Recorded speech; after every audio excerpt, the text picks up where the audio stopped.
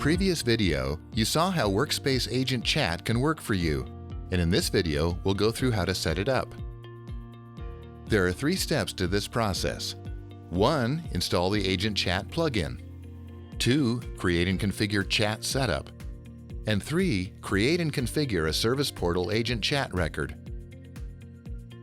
Navigate to the System Plugins and install the plugin for Agent Chat.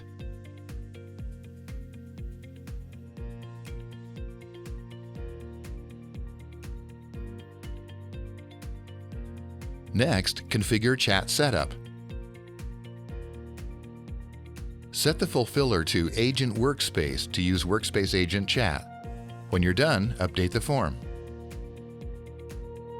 Lastly, create and configure a new record in Service Portal Agent Chat. Name the record and give it an order number. We don't need to modify the default script. Submit. Where can I see it in action?